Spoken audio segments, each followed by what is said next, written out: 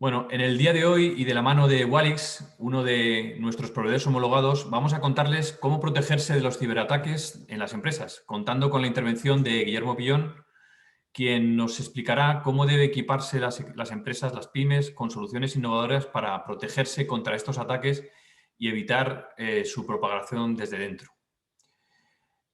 Sin más, doy paso a Guillermo Pillón, es experto en ciberseguridad de Wallis, al que le doy las gracias por su tiempo y por compartir con nosotros su experiencia y conocimientos en este tema. Guille, cuando quieras. Hola Raúl, gracias por la introducción y bueno, bienvenidos a todos a este webinar. Bueno, como comentaba Raúl, este webinar tendrá por tema cómo protegerse de los ciberataques en las empresas. Hoy en día y últimamente en las noticias hemos visto muchos ciberataques que se están haciendo más famosas y más complejas, están tocando a más y más empresas y es un tema que no se puede olvidar. Así que en esta presentación veremos pues, cómo protegerse y sobre todo cómo equiparse para que eso no nos pase a nosotros.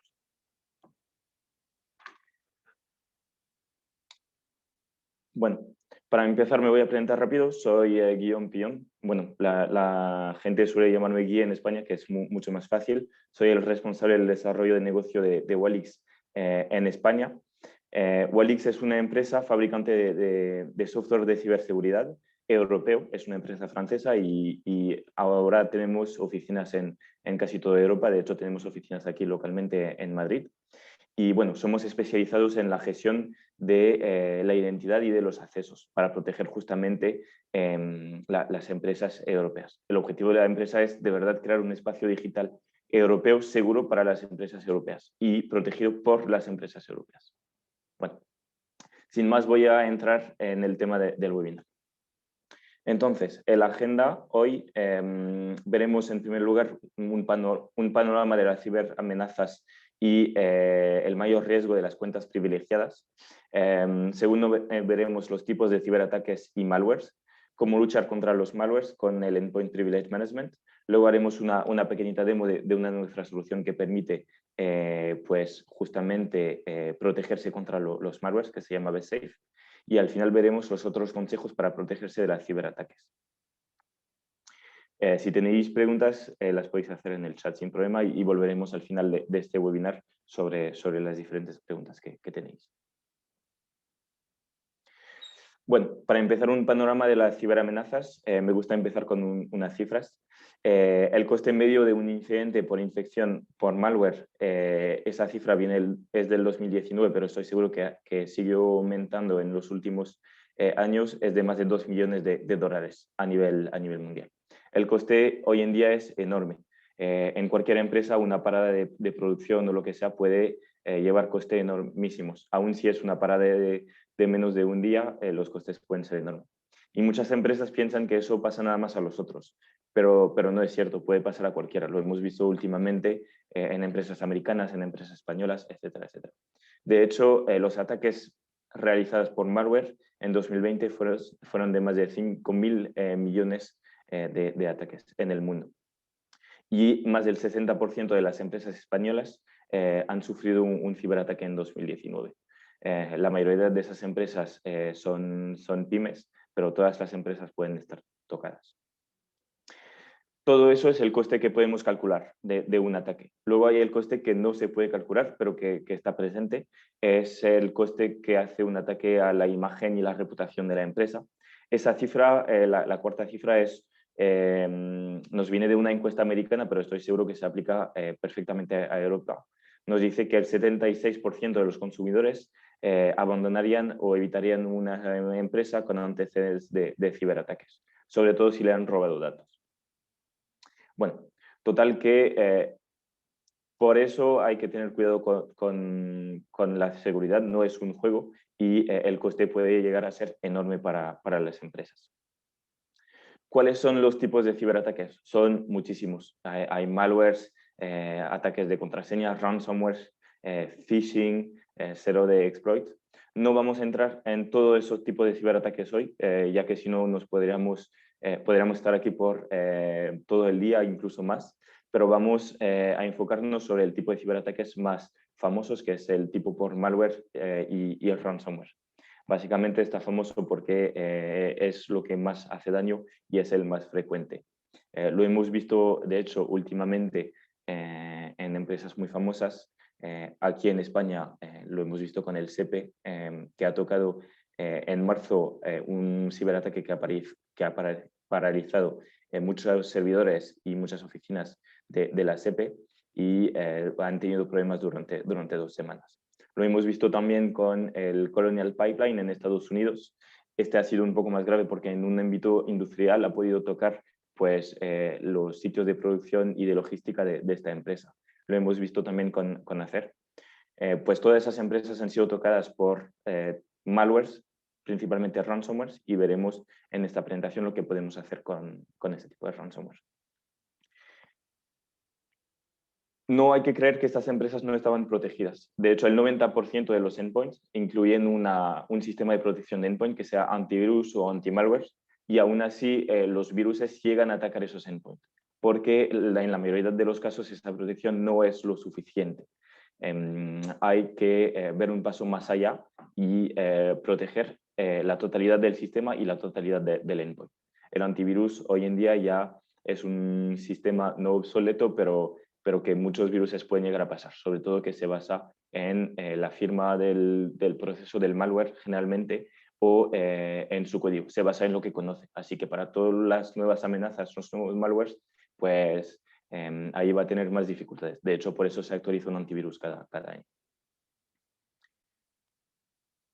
Entonces, ¿cómo podemos ir más ahí para proteger de esos ataques, de este tipo de ataque, de los malwares? Bueno, eso es un dato muy importante. Este dato viene de los analistas que nos dice que el 80% de las brechas de seguridad están relacionadas con el uso indebido de privilegios. Básicamente, el 80% de la superficie de ataque de una empresa viene de cuentas privilegiadas. ¿Qué es una cuenta privilegiada? Es una cuenta que va a otorgar privilegios al usuario sobre su sistema, muy a menudo sobre su puesto de trabajo, que os va a permitir, por ejemplo, instalar aplicaciones, etcétera, etcétera. De hecho, muchas empresas han entendido que los privilegios eran peligrosos, así que muchas empresas quitan todos los privilegios, y si un usuario necesita instalar una aplicación, por ejemplo, pues tiene que crear un ticket y al final no lo hace él mismo, lo hace un administrador para él. En muchas empresas pasa este tipo de sistema. Bueno, como comentaba, para la gestión de privilegios hay 2 opciones más famosas y más utilizadas en las empresas. La primera opción es poner como prioridad la satisfacción del usuario, es decir, si el usuario quiere instalar software o incluso ejecutar algo con privilegios, pues le vamos a dejar una cuenta con privilegios y de ahí podrá ejecutar lo que quiere, podrá instalar lo que quiere en su puesto. En ningún momento estará bloqueado en su trabajo, pero eso nos va a proporcionar un problema de seguridad. Los endpoints están en alto riesgo porque el 80% de los malwares se van a aprovechar de esos privilegios para hacer pues, todo tipo de acciones, movimientos laterales, tocar el propio sistema operativo de la máquina, va a poder encriptar ficheros no solo del puesto, sino de toda la organización, etcétera, etcétera. Y la segunda opción que tenemos pues, es un poco la opción que las empresas están utilizando. Es decir, la seguridad es la prioridad, así que no voy a otorgar privilegios a mi usuario, pero si mi usuario necesita privilegios, pues tiene que crear un ticket, porque puede ser que un usuario tenga que instalar una aplicación que es totalmente legítima para trabajar, pero en este caso el usuario se va a encontrar bloqueado en su trabajo, porque si cada vez que necesita instalar algo tiene que crear un ticket, va a perder muchísimo tiempo. Así que la alternativa una es aumentar los privilegios del usuario. Es decir, vale, necesitas instalar algo, pues te damos una cuenta de administradores temporal generalmente, y con esto podrás instalar lo que quieres durante todo el día. Eso está bien, pero al final volvemos un poco a la problemática una, es decir, el usuario haciendo eso es administrador de toda su máquina, y si le llega un virus en este tiempo puede llegar a ser peligrosísimo. Y la alternativa 2, es decir, vale, te damos esta cuenta de privilegios, pero además te damos una cuenta de usuario. Y nada más te vas a loguear con esta cuenta de administrador cuando la necesitas. Es decir, necesitas instalar algo, te logueas con esta cuenta, lo instalas y enseguida te vuelves a desconectar y te vuelves a conectar con tu cuenta de usuario. Eso está bien, pero hemos visto en muchas empresas que no funciona porque generalmente si damos dos cuentas a un usuario, siempre se va a conectar con la cuenta que más privilegio tiene.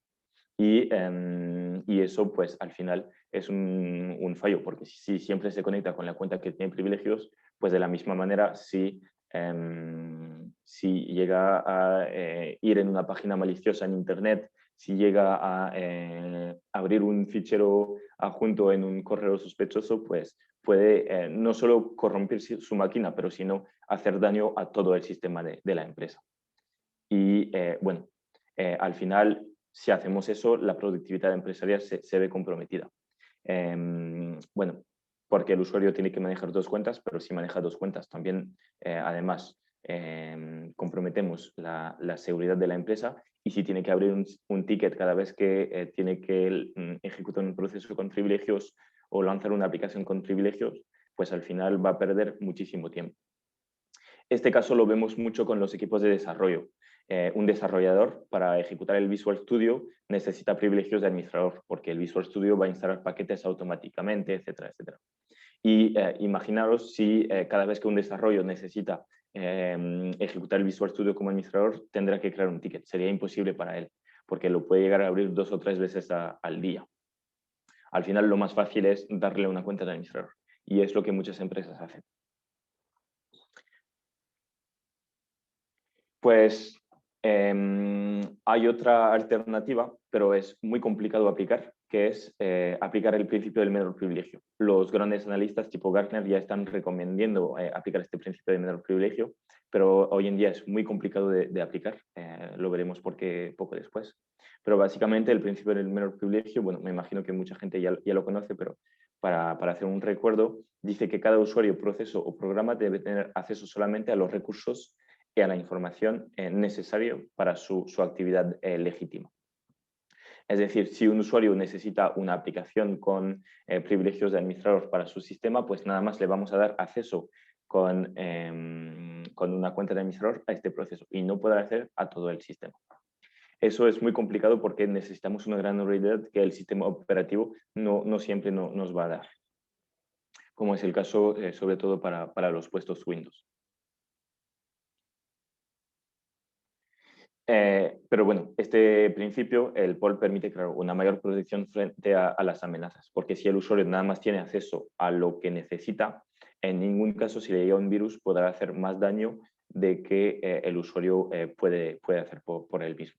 Si, por ejemplo, un usuario no tiene ningún privilegio, en ningún caso los malwares podrán corromper el sistema operativo o hacer daño a todo el sistema de la empresa.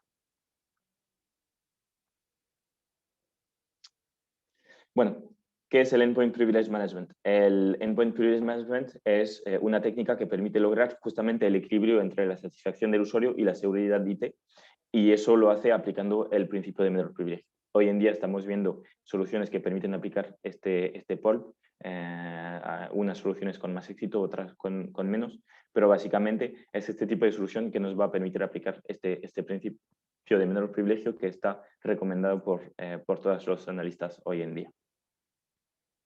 Bueno, este principio de menor privilegio permite primero a los departamentos IT eliminar todos los privilegios del usuario innecesarios, así que va a permitir reducir muchísimo la superficie de ataque, y nos va a permitir definir las aplicaciones restringidas y prohibidas, ¿vale? Es decir, si un usuario necesita, no sé, si volvemos a tomar el ejemplo del desarrollador, y un desarrollador necesita privilegios para ejecutar Visual Studio, es decir, con este tipo de aplicación vamos a poder elevar los privilegios para este usuario concreto sobre este proceso concreto. Bueno, y en el caso de nuestra solución se hace al desplegar nuestra solución BestSafe en los endpoints. Para los usuarios les va a permitir trabajar de manera transparente, es decir, sin tener dos cuentas, nada más con su cuenta van a poder ejecutar los procesos que necesitan con los privilegios que necesitan. Es totalmente transparente porque en ningún caso necesitan crear tickets para instalar cosas o ejecutar procesos con privilegios elevados. y van a ganar, por lo tanto, van a ganar mucho tiempo.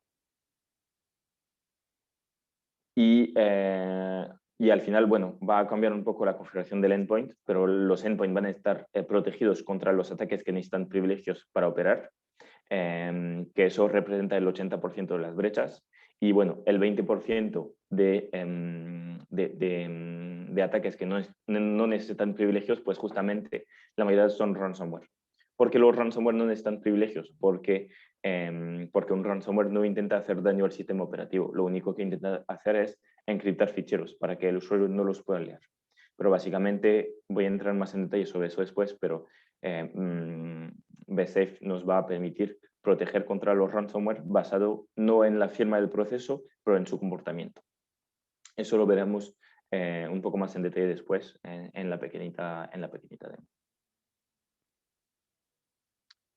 Bueno, ahí es donde interviene BSafe. Como os comentaba, BSafe es una solución desarrollada por Walix y es una solución de EPM. Y vamos a ver en este contexto muy preciso cómo permite pues, aplicar este principio del menor privilegio y, sobre todo, cómo permite proteger un endpoint contra los malwares y contra los ransomware, sobre todo. Eso lo va a hacer elevando los privilegios sobre las aplicaciones y no los usuarios. Es decir, si un usuario necesita privilegios para hacer o para ejecutar un proceso, vamos a elevar los privilegios sobre este proceso para que el usuario nada más pueda ejecutar este proceso con privilegios y que no sea administrador de toda la máquina, como lo hacen herramientas tradicionales. Bueno, eso lo vamos a hacer con tres tipos de reglas que veremos después. Primero es la gestión de privilegios a nivel de aplicación, de proceso. Eso lo vamos a hacer con listados blancos, gris, negro y sobre todo eso se basa en reglas que os enseñaré un poco cómo configurar. Y lo más importante es el privilegio basado en la aplicación. Al final eso lo vamos a combinar con la gestión de privilegios a nivel de usuario, es decir, para tener más granularidad vamos a poder elevar los privilegios sobre un proceso para un usuario concreto y eso nos va a permitir pues, eliminar absolutamente todas las cuentas de administraciones locales de un sistema. Y haciendo eso, claro, reducimos la superficie de ataque de un 80%. Y bueno, si un usuario necesitara ejecutar un proceso, no estará bloqueado. Y el último, B6, va a incluir unas funcionalidades de monitorización de proceso. Eso nos va a servir sobre todo para el 80% de malwares o de brechas que no necesitan privilegios. Un malware que no necesita privilegio pues puede hacer daño sin esos privilegios. Así que controlar los privilegios no nos va a servir de nada. Eso son el 20% de las brechas. Y básicamente lo que va a hacer BSafe en este caso es supervisar los procesos para ver si no van a hacer algo sospechoso. Podemos, por ejemplo, comprobar si un proceso está intentando encriptar un fichero, acceder a registros de la máquina, etcétera, etcétera. Y de ahí lo podemos, claro, parar en el vuelo. Para eso no hace falta supervisar todos los procesos de la máquina. Generalmente vamos a supervisar los procesos que vienen de fuera. Bueno, no sé si sabéis un poco los puntos de entrada de un virus en un endpoint, pero básicamente son tres posibles. Estoy seguro que lo sabéis, pero los tres puntos de entrada posibles son los navegadores, tipo Firefox, Chrome, etcétera, etcétera. Eso porque nos entran por las páginas maliciosas o las descargas. El segundo punto de entrada, y es el más importante, es todos los clientes de correos, el Outlook, por ejemplo, porque creo que es casi el 90% de los virus que llegan por correos.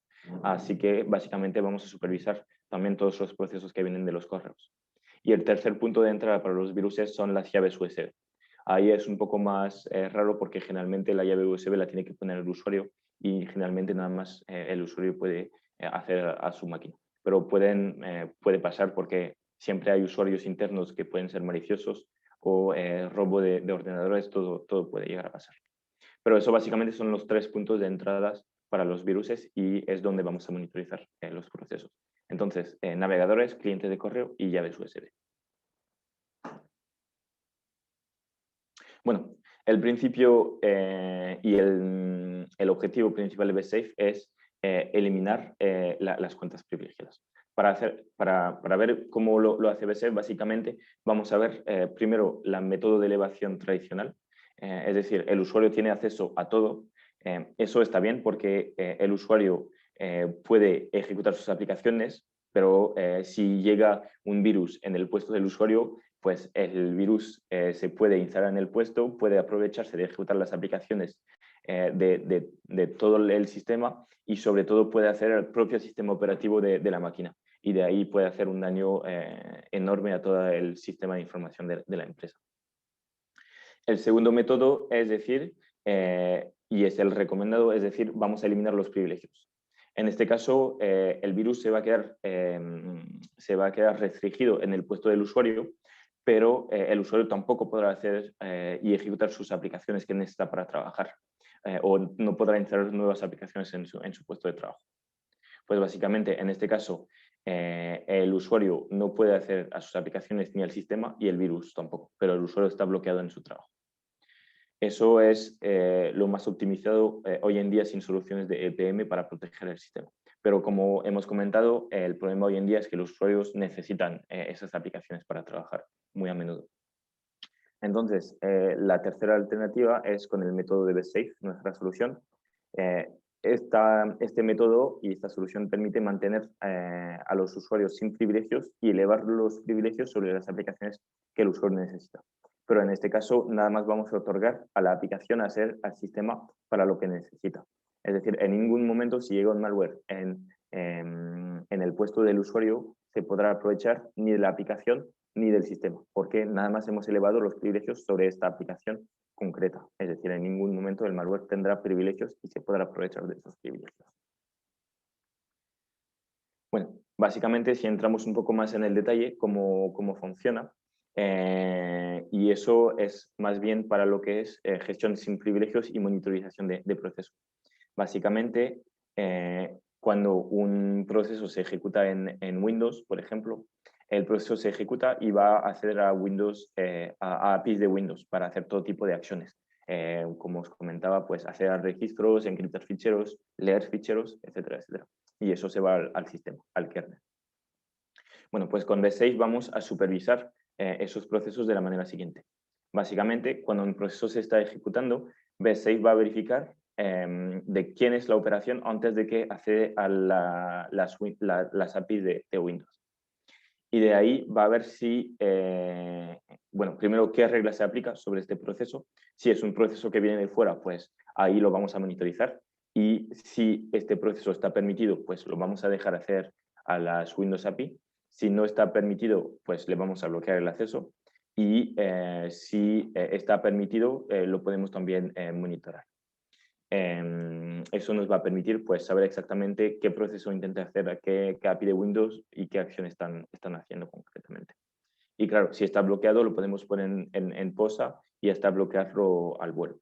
Eso nos va a permitir, pues, como os comentaba, bloquear la ejecución de ransomware y detectar las encriptaciones, sobre todo, de ficheros. Eso es un ejemplo muy concreto de cómo funciona Ryuk. No sé si habéis escuchado de Ryuk, que es un virus muy famoso, ha hecho muchísimo daño últimamente. Ha sido famoso en España por lo de la SEPE. Y básicamente eso es cómo funciona Ryuk. Y bueno, voy a explicar cómo funciona Ryuk y vamos a ver cómo un sistema de EPM y cómo BestSafe en este caso podría parar este virus. Bueno, generalmente Ryuk llega por correo electrónico. Por método de phishing llega con un fichero Word, que es lo más común. Bueno, un Word o un Excel, un fichero de Office. Y adentro tiene una macro. Esta macro va a intentar ejecutar una línea de comando que permitirá descargar, primero, no el Ryuk, pero va a descargar Emotet. Emotet, en este caso, es un payload y su objetivo principal es que no lo detecten los antivirus. Eso lo hace con mecanismos de cambio dinámico de firma y sobre todo es un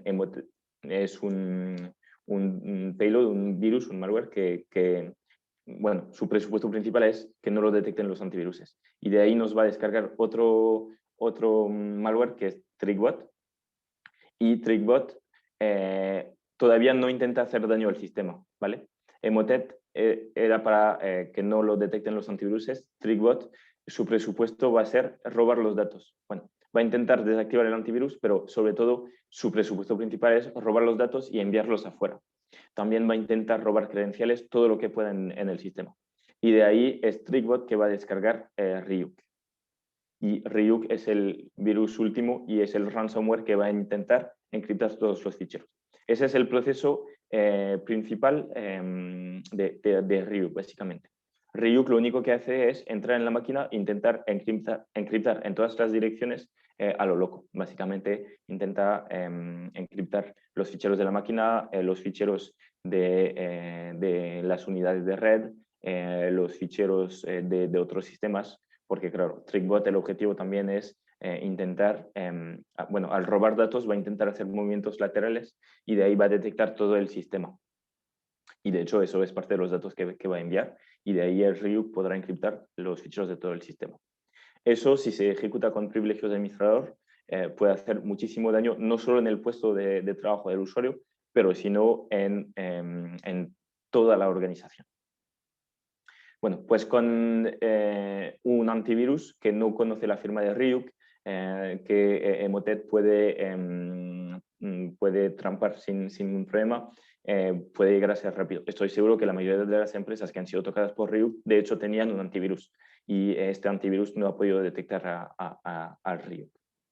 Básicamente, si aplicamos un mecanismo de EPM, de Endpoint Privilege Management, pues primero, bueno, antes de la gestión de privilegios, primero BestSafe permite bloquear los macros en los ficheros de Word o de Office que llegan desde los correos. Básicamente, eso lo vamos a hacer por medidas de protección, es decir, un fichero Word que viene de fuera no se ejecuta la macro y está bloqueada. Bueno, eso es una primera seguridad. En este caso, si bloqueamos las macros que vienen de fuera, en ningún momento se podría descargar el Emotet. Así que eso arreglaría el problema, pero digamos que el usuario recibe ficheros de Word legítimos y necesita ejecutar esas macros, así que la vamos a dejar.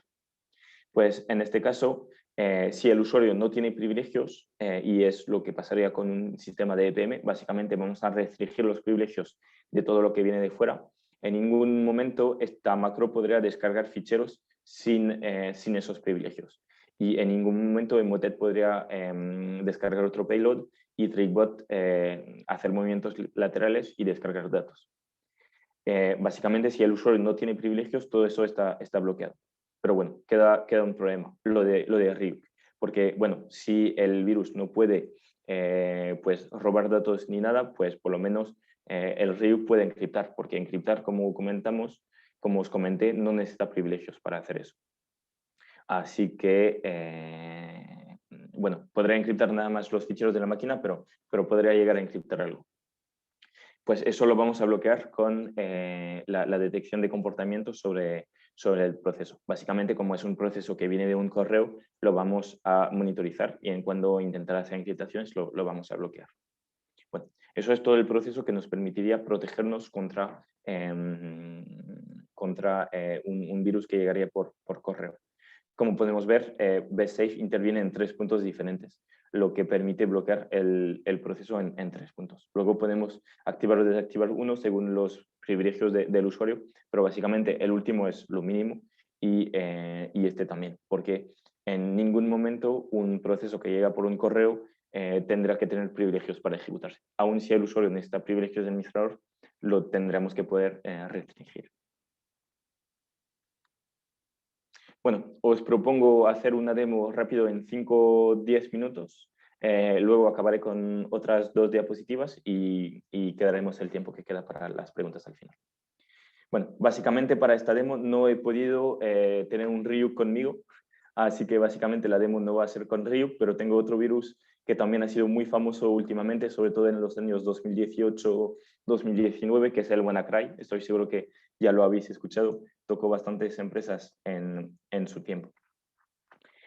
Básicamente, aquí tengo dos máquinas abiertas. Espero que las veáis bien. A la izquierda tengo una máquina Windows 01 y estoy conectado como administrador del sistema. Y a la derecha tengo una máquina Windows 02 y estoy conectado con un usuario John que no tiene ningún privilegio en su sistema. Y eso lo vamos a comprobar de manera muy fácil y vamos a hacer algo muy simple. Vamos a intentar cambiar la hora de la máquina. Me imagino que todos ya habéis visto esta ventana. Esta ventana es para cambiar la hora y la fecha del sistema, y si lo queremos hacer tenemos este icono al lado que nos indica que para hacer eso hace falta ser administrador del sistema. Y de hecho, si lo intento hacer, el sistema no me deja. Me pide autenticarme con una cuenta de administrador. Así que este usuario no tiene ningún privilegio. En este caso, pues bien, su sistema está totalmente seguro, porque si le llega un virus no tendrá privilegios y en la mayoría de los casos no podrá hacer ningún daño. Pero puede ser que este usuario necesite privilegios para ejecutar cosas. En este ejemplo, digamos que este usuario necesita cambiar la hora de su máquina, necesita privilegios, así que la solución más fácil sería darle una cuenta de administrador. Pero esa solución no es muy segura porque si el usuario se conecta como administrador, pues todo lo que va a ejecutar se ejecutará como administrador. En este caso, con BSafe vamos a aplicar una regla que le permitirá elevar los privilegios sobre este proceso muy concreto, sin que el usuario sea administrador de todo el sistema. Bueno, en este caso es un ejemplo básico porque este proceso no es muy útil, pero este tipo de regla hay que pensar que se podría aplicar sobre el Visual Studio, el Eclipse, el SAP, por ejemplo, que necesita privilegios, o hay unos cuantos procesos que podrían necesitar. O para hacer una instalación, por ejemplo, también podría valer. Bueno, en este caso voy a aplicar las reglas sobre la máquina de mi usuario, y para aplicar esta regla nada más necesito tres cosas: el path del proceso, el tipo de la regla y el user al que se va a aplicar la regla. Vale, en este caso no me sé el path de la regla, así que voy a hacer algo muy simple. Voy a abrir el proceso en mi máquina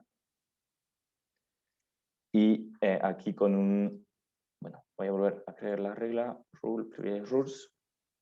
Y aquí con un drag and drop voy a seleccionar el proceso a mano, y como este proceso está por todas partes, por todos los puestos en el mismo lugar, pues me va a seleccionar automáticamente el camino.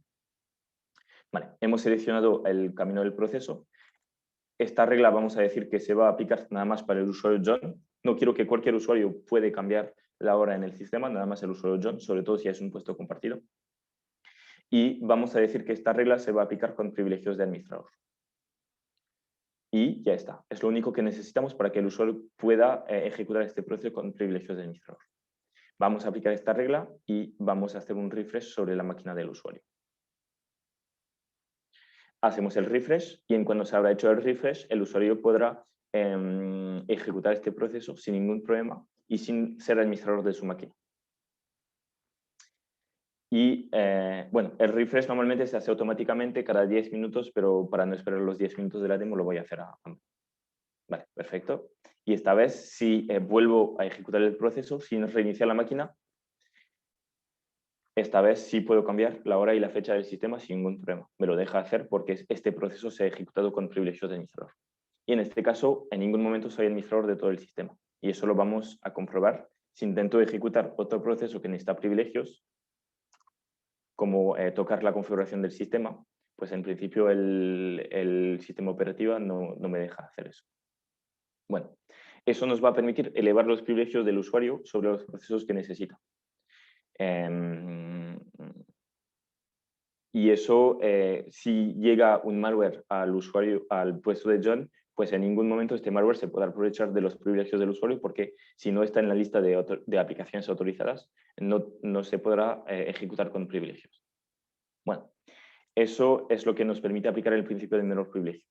Pero con esto ya hemos visto que un ransomware aún así podría hacer daño, porque un ransomware como este Ryuk o el WannaCry no se va a intentar aprovechar de los privilegios del usuario, va a intentar nada más encriptar los ficheros del usuario para que no los pueda leer. Así que, bueno, con BSafe vamos a poder también aplicar una regla de monitorización de proceso, en este caso una regla de ransomware, y me parece que ya la tengo creada. Voy a aplicar esta regla de ransomware sobre todos los ejecutables, pero creo que le he puesto una condición más. Le he puesto que se va a ejecutar sobre todos los procesos que vienen de mi cliente de correo. Nada más, de momento. Parent process. Sí, esta regla se va a aplicar para todos los procesos que vienen del Outlook. Básicamente aquí tendríamos que agregar también el Firefox, el Chrome, etcétera, pero para el presupuesto de la demo lo vamos a dejar así. Y aquí le voy a poner unas condiciones. Como os comenté, podemos bloquear el proceso en cuando hace la menor encripción o si hace por lo menos 12 encriptaciones por segundo o si hace, no sé, 2 encriptaciones enseguida, etcétera, etcétera. Básicamente hay procesos legítimos que pueden llegar a hacer encriptaciones, así que voy a poner esta condición, que el proceso se para cuando hace más de 2 encriptaciones por segundo. Si un proceso hace 2 encriptaciones por segundo, ya por mí es un proceso que intenta hacer eso automáticamente y lo voy a bloquear. Bueno, con esta regla el proceso puede llegar a hacer por lo menos 2 encriptaciones, así que con bsafe le vamos a poder decir que se va a guardar la llave de encriptación para decriptar los ficheros que se han encriptado. Básicamente, como monitorizamos el proceso desde el tiempo cero, desde que se está ejecutando el proceso, pues básicamente podemos incluso guardar la llave de encriptación que ha utilizado el proceso. Vamos a monitorizar todo su comportamiento. Vamos a aplicar esta regla, vamos a hacer un refresh y vamos a simular que el usuario ha recibido un correo donde le llega un fichero adjunto sospechoso y que lo va a ejecutar. Vamos a esperar a que se haga el refresh y voy a empezar a abrir el Outlook del otro lado.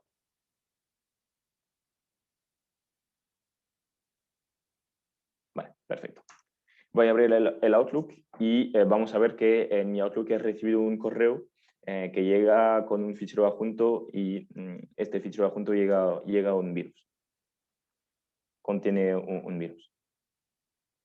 En este caso, bueno, el fichero adjunto se llama WannaCry, así que bueno, es muy obvio que es un virus, pero para el presupuesto de la demo vamos a hacer como si vendría un poco más disfrazado. Si vendría en una macro Excel sería exactamente el mismo principio, o sea, el usuario ejecuta el Word y el Word ejecuta la macro y se supervisa el proceso porque viene del Outlook de cualquier modo.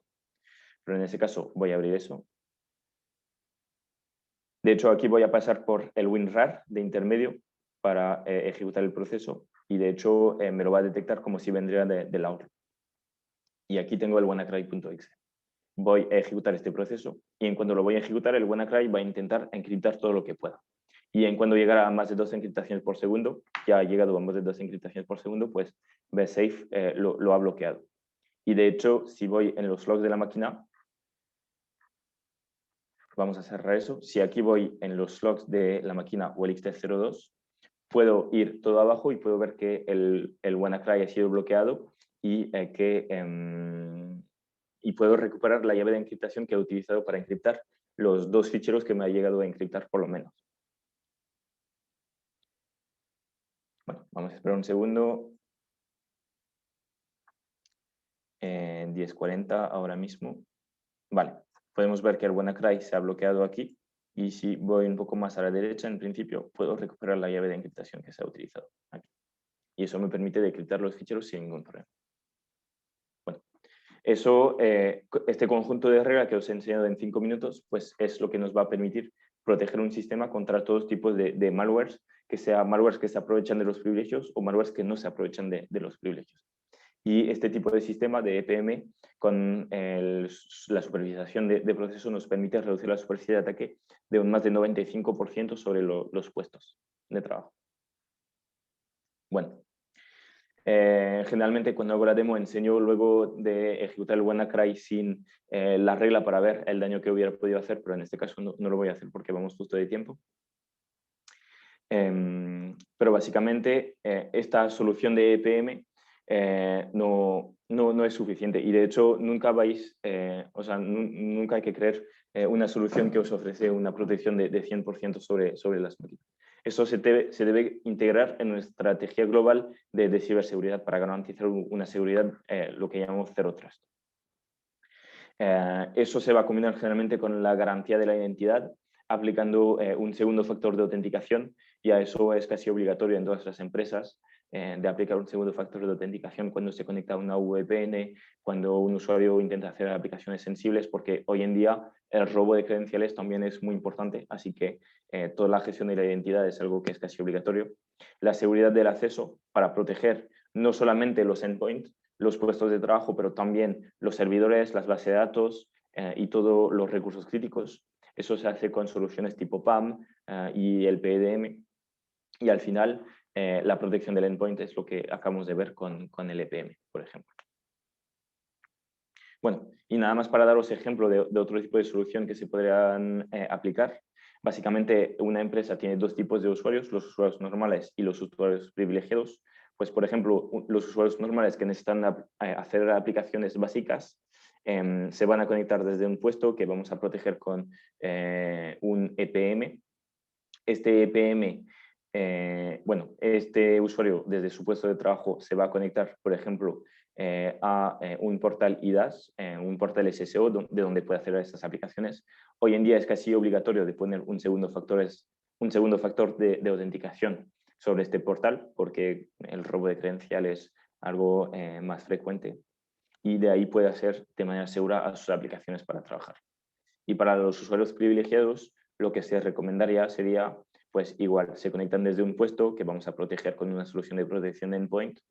De ahí se conectan al portal SSO, segurizado con un segundo factor de autenticación, y de ahí si necesitan hacer aplicaciones con privilegios, pues, o servidores, por ejemplo, compartidos, pues de ahí vamos a supervisar absolutamente todo y vamos a detectar los comportamientos sospechosos en esos recursos críticos, vamos a decir. Y eso se hace, por ejemplo, con una solución de PAN. Y de ahí, claro, la solución de protección del endpoint se puede instalar en los servidores sin ningún problema. Bueno, esa era mi última lámina. Nada más, si queréis más informaciones sobre los viruses, ponemos en nuestro blog muy a menudo pues, artículos que explican cómo funcionan los viruses, tipo el Ryuk, el WannaCry, el Emotet, etcétera, etcétera. Y bueno, ponemos también un montón de otra información, pero si os interesa el tema de los viruses, pues tenemos bastantes artículos interesantes y si no, nos podéis contactar sin ningún problema. Y ahora vamos a quedar con los 5 minutos que quedan para las preguntas, si hay preguntas. Y muchas gracias a todos por su atención. Guille, muy interesante, te felicito por tu presentación, muy interesante. Bueno, yo estoy acostumbrado a escuchar ponencias y la verdad es que, bueno, particularmente te felicito. Gracias. Voy a lanzarte algunas preguntas que tenemos por aquí, que han hecho a las personas que han asistido. De todas formas, si se quedara alguna pregunta o tuvieran ustedes alguna pregunta adicional, aquí tienen en la parte superior izquierda el correo de Guille, que estoy seguro que amablemente contestará a todas sus preguntas. Sin ningún problema.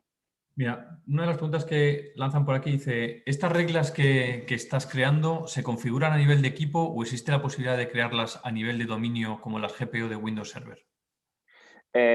Básicamente, esta solución, en este caso, se integra con el directorio activo. Es diferente de una regla de GPO porque vamos a tener más granularidad y más opciones que una regla de GPO te podría aportar, pero básicamente el hecho de integrarse con el directorio activo nos va a ofrecer muchos beneficios del directorio activo. Bueno, aparte de la alta disponibilidad, la resiliencia y todo eso, también nos va a permitir gestionar reglas sobre los grupos del directorio activo o crear una regla sobre cualquier organización o objeto de mi directorio activo. No sé si la respuesta ha sido clara, pero si no... Bueno, y si no, yo creo que sí, pero si no, bueno, como decía, aquí está tu correo y en cualquier Sí. caso, bueno, en un correo posterior que les enviaremos a todos ustedes pondremos del lugar donde estará la grabación, como decía al principio de este taller, y alguna información adicional y el correo de Guille. Otra de las preguntas que han lanzado por aquí, ¿cuál es la diferencia entre un antivirus tradicional y el EPM? Bueno, la diferencia entre un antivirus tradicional y el EPM está basada en la metodología. Como comentaba, el antivirus tradicional se va a basar en lo que ya sabe, en las firmas de los virus conocidos o en la detección de código del virus. Pero si es un nuevo virus, ahí va a tener mucho menos eficacia un antivirus tradicional. De hecho, por eso se actualizan cada año y se tienen que actualizar los antivirus cada año, porque van a actualizar su base de datos, etcétera, etcétera, con lo que ya con lo que ya va saliendo y lo que va ocurriendo en el mercado. Eso, sin embargo, no se basa en lo que conoce, porque básicamente va a tener un método proactivo basándose en el comportamiento del proceso. Es decir, nosotros vamos a definir reglas como os lo he enseñado, y de ahí que sea un proceso que conoce el usuario, que conoce la solución de EPM, o que sea un proceso que no conoce, dará lo mismo. Se basa en la regla que tiene configurado y en el comportamiento del proceso. Y de ahí, si el proceso tiene un comportamiento sospechoso, pues el antivirus, el EPM, perdón, lo va a detectar y lo va a bloquear, que sea lo que sea. Pero si intenta hacer encriptaciones, como os he comentado, pues lo bloquea. Y se basa en el comportamiento real, no en la firma del proceso, ni en el código que tiene, ni nada. Se basa en el propio comportamiento del proceso. Vale, has explicado cómo funcionan los privilegios en Windows, pero ¿podrías explicar cómo funcionan en Linux? Claro. Bueno, cierto que esa presentación ha sido muy enfocada a Windows, pero pasa lo mismo con Linux. Aunque en sistemas Linux el ransomware es mucho menos frecuente, también puede pasar, y los privilegios también es un tema muy sensible en Linux con la famosa cuenta de root. Básicamente, muchos usuarios también se conectan con una cuenta de root y de ahí van a tener privilegios sobre la máquina de Windows. Sin embargo, la cuenta de root de Linux nos ofrece más flexibilidad a la hora de configurar reglas con el propio sistema operativo. Pero básicamente los beneficios de este tipo de solución va a ser la centralización de esta gestión de regla. No os lo he enseñado, pero en la solución de BSafe, por ejemplo, tiene una parte donde se puede configurar reglas sobre sistemas Linux para hacer elevación de privilegios a nivel de sudo.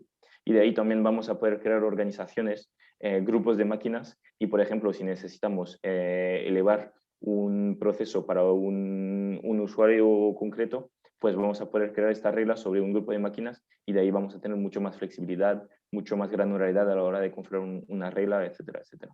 Pero el principio, o sea, la teoría en Linux es exactamente la misma que lo que acabamos de ver para Windows. Entiendo entonces que el EPM también se puede aplicar a Linux. Exactamente, el EPM se puede aplicar a Linux perfectamente, y de hecho se tiene que aplicar a Linux también. Vale, ¿cómo de invasivo puede ser este tipo de solución? Bueno, este tipo de solución básicamente es muy poco invasivo, porque se basa otra vez en el comportamiento, no llega con su base de datos ni nada, y de ahí funciona a muy bajo nivel en el sistema operativo. El hecho de funcionar a muy bajo nivel permite generalmente que este tipo de solución pues utilice muy pocos recursos en la máquina. De hecho, para daros un ejemplo, BSafe llega a utilizar nada más de 20 megas de RAM en una máquina. Eso le permite funcionar en los sistemas operativos de Windows desde XP sin ningún problema. Y de hecho soportamos los sistemas XP. Y también resulta muy poco invasivo en Linux por las mismas razones, porque funciona a muy bajo nivel en el sistema operativo, y de ahí pues utiliza muy pocos recursos. Y en el caso de esta solución, como nos integramos con el directorio activo, etcétera, no necesitamos ninguna appliance ni nada. Llegamos, nos integramos con el directorio activo, y de ahí es lo único que necesita para funcionar. Luego instalar el agente en los puestos, pero eso en nada se hace. O sea que la instalación y luego el mantenimiento es muy poco. ¿Cuánto tiempo se tarda en hacer una implementación? Bueno, depende de muchas cosas. Depende de si hay que hacer Windows, Linux, de cuántos puestos hay que hacer, pero en 3-4 días podemos tener algo implementado en toda una solución. Si estamos hablando de un entorno de prueba, en menos de una hora se puede instalar sin ningún problema.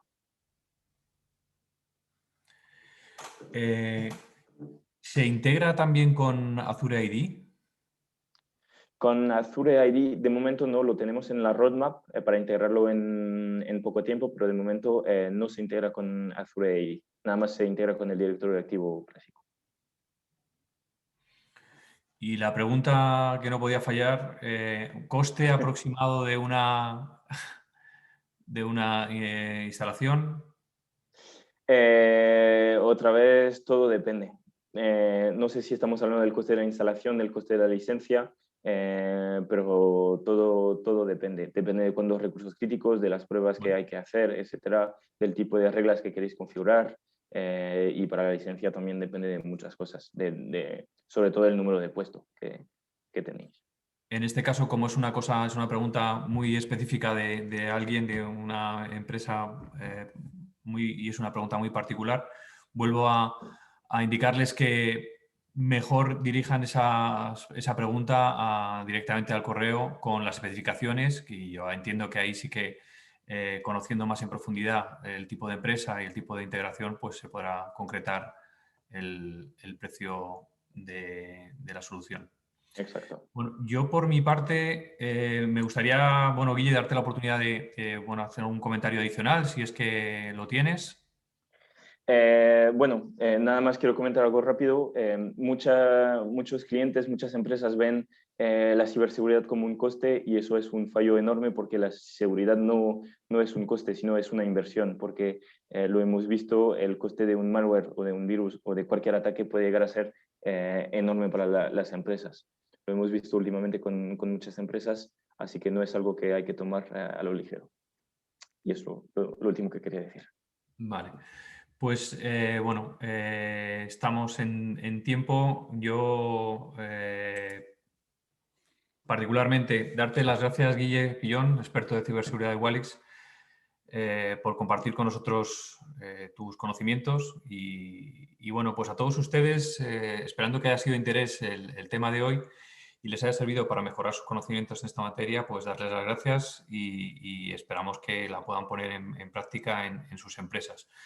Por último, indicarles que pasados unos días les enviaremos un correo con esta grabación y en qué lugar la pueden ver dentro del portal TIC Negocios. Y te voy a te voy a lanzar un guante, Guille, durante tu presentación. Has comentado que disponíais de información adicional. Nosotros, por nuestra parte, estaríamos encantados de hacer llegar a todos los inscritos a este webinar esa información adicional porque, bueno, entiendo que puede ser de interés y a partir de ahí, pues bueno, desearles muy un buen día a todas las personas que han acudido y a ti en particular, pues como decía, a ti y a tu empresa, darte las gracias por esta experiencia y por esos ejemplos que a mí me han parecido muy interesantes. Perfecto, pues muchas gracias a ti, Raúl, y muchas gracias a todos. Un Bueno, buen día. buenos días a todos.